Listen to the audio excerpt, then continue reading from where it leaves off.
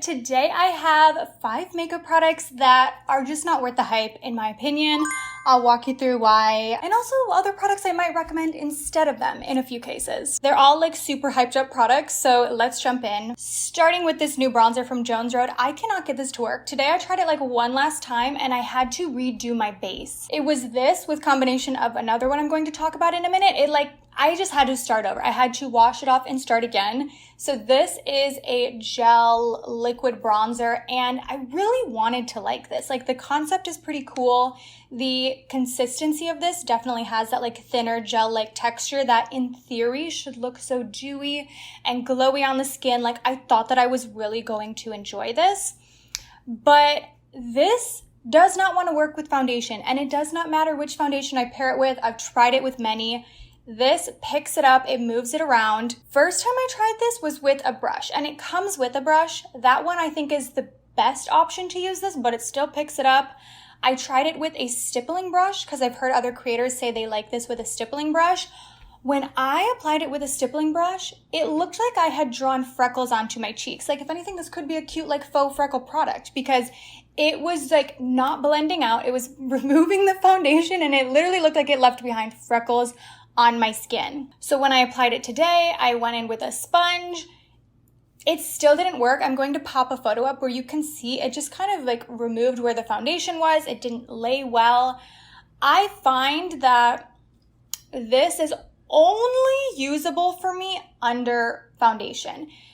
But because the formulation like shears out so much, I don't even think it's necessarily ideal for that application method. Like I feel like if you're doing underpainting like that, you almost need a base product, like a bronzer that has a lot more pigment to it so that it can show through when you apply foundation over top. Like, I just find this is way more trouble than its use.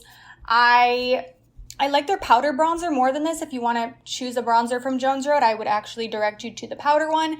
This is just not a good formula for me. But it bums me out because a lot of creators that I love that product. I cannot get it to work for me. Okay, I guess we will go with, while we're talking about that, I'm going to talk about the other product that I originally had on that ruined my makeup and made me start over. Okay, also, it is the most humid day right now. I feel like my bangs are sticking to my face. I'm like, get off my skin.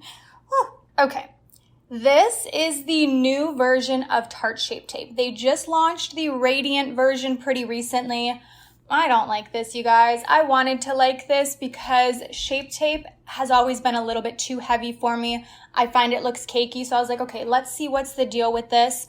Funny enough, they sent this to my old address that I haven't lived in over a year, and I went and like picked up the package because I was like, okay, what is this? So I was excited to try it out. I had pretty high hopes for it, but I don't like this at all. So first of all, the Radiant formula, I was anticipating for it to be more so like serum-y, glowy, but I actually think the name Radiant is kind of accurate because instead this almost has this like very subtle highlighter quality to it. The first time that I applied this, like I could see the little sparkles under my eyes and I thought to myself, oh, I have a lot of fallout from my eyeshadow. And then I like put some of this on the back of my hand to like work in to like clean something up. And then I looked at my hand and I was like, oh, it wasn't eyeshadow fallout under my eyes. It's the concealer. It has sparkles in it. And I was looking at the ingredients and it does have mica in it. So that makes sense.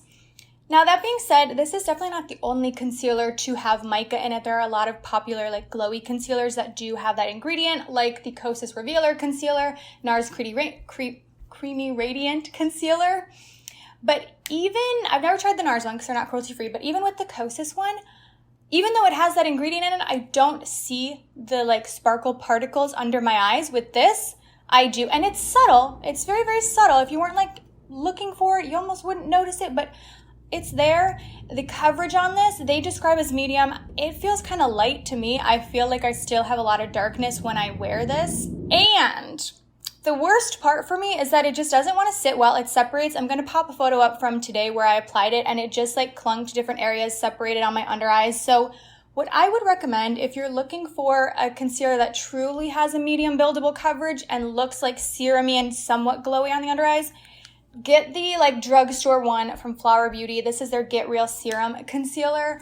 I've been just like raving about this one up and down, but this is so much better. Like, don't spend $30 on this. Get this drugstore one. It sits better, better coverage, like skip the Tarte. I wanted to love this, and I do in some ways, but we have to talk about the Kosas Dream Beam Concealer. And I talked about this in another video because it is like the most finicky product in my experience. And I've seen so many positive reviews of this. I've seen a lot of people really enjoy the result. What I will say, a lot of times when a sunscreen doesn't work for me, and my main problem with this is pilling, but we'll talk about that. A lot of times when a sunscreen doesn't work for me and I hear a lot of people loving it, sometimes I'm skeptical if people are applying enough sunscreen, because I watched a girl on TikTok talk about how much she loves this, and she put on just like the smallest little amount. And she's like, look, it blends out easily. And I'm like, it does, but you're not getting the sun protection.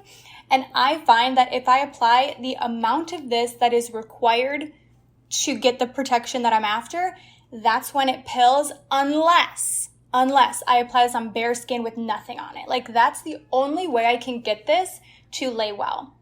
But here's the part that bums me out. When it lays well, it looks really, really, really good. But I then have to skip my morning skincare routine. So I'm like, okay, this is a trade-off for me. And as someone with dry skin, I don't like having to skip my moisturizer like that.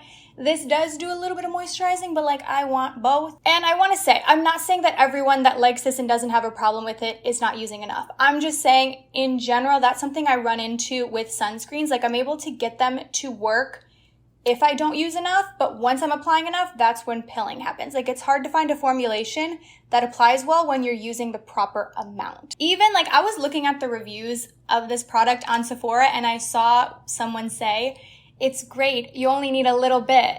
Like, a little bit goes a long way. And I was like, no, it doesn't. That's not how sunscreen works. Also, this does have like a peach tone to it. So I would say if you're very fair, this would probably be too deep for you. Even sometimes on myself, it's like a little bit darker. So sometimes I can see it looks slightly orange, but for the most part, I kind of like that tint that it has, because I think it provides a very minimal amount of coverage.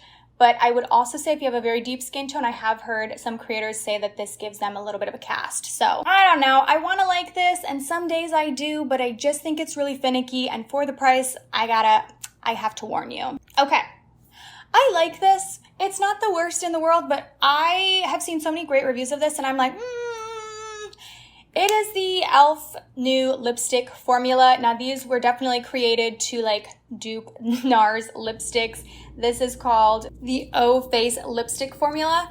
And for me, these are slightly drying. They're not my favorite drugstore lipstick formula. And I think the $9 price point is starting to get a bit steep. I mean, it definitely still sits in the drugstore realm, but as prices are kind of going up, I don't know that this one necessarily justifies the price. For me, that $9 price point feels more so about the packaging. Like, yes, the packaging actually feels very luxe, very comparable to a high-end component. But if you're just looking for like a good lipstick, I think there are better alternatives at the drugstore that still provide the same amount of pigment, of comfort on the lips. I don't find this to be an exceptional formula. I think it's just exceptional packaging. And so for $9, I'm like, it's okay. Overrated in my opinion. Okay, this one, wanted to love, but wow. So this is the Glow Recipe Strawberry BHA Pore Smooth Blur Drops. This is a combination of a skincare product and a primer. I love that. And even though I have dry skin, I like a matte finish. Like, I don't necessarily want my skin to look dewy. I like when my skin looks mattified and perfected. So I was like, okay, let's see what this is about. I think I'm going to love it. And when I first applied it on the back of my hand, it was so smoothing. It felt incredible. But if you watched the video where I used this for the first time, you know that I had a reaction to this. It was making my face red. It was burning. But even beyond that, like, it actually did the opposite. It did not make my foundation look any smoother. It made it separate. It made it pill. It did not want to cling to it. And at first I was kind of like, okay, I think it's just because I have dry skin. This is probably not the product for me. I do also have sensitive skin, so I tried to avoid using exfoliating products too frequently. So I was like, you know what, this probably just isn't for me. But now I've been starting to hear from some other creators that even have oily skin that say this makes their foundation separate too. So I wanted to love this. it not only did it give me a reaction, but it also separated. Like it did the opposite of what I needed it to do. And it's kind of cool that this has like skincare ingredients in it, but using a BHA that frequently, especially if you have sensitive skin, might not be your friend in addition to your other skincare products that you're already using. And yes, like salicylic acid is slightly better tolerated and a bit more gentle than other exfoliating products, but using this every single day, I think would be kind of tough to incorporate in addition to your other skincare products, depending on what your routine looks like. So even as a concept, I don't really love the idea of this. I mean, if you want like a smoothing product, just the old school poreless putty primer from e.l.f., like I think that's a fantastic option, like a very different formulation, but gives you that smoothing effect. It's at the drugstore. It's not going to irritate your skin. Actually, now that I'm saying all this, I wonder how the new liquid version of that would compare to this. I think they created the liquid version to dupe the Tatcha liquid silk canvas. Did I say those words in the right order? But now I'm curious. I'm like, I should try it and see how it compares to this, at least in terms of like smoothing out on the skin. Those were a few hyped up products that just have not worked for me. I hope you enjoyed this one. I will go ahead and see you on Friday for my next video. Bye.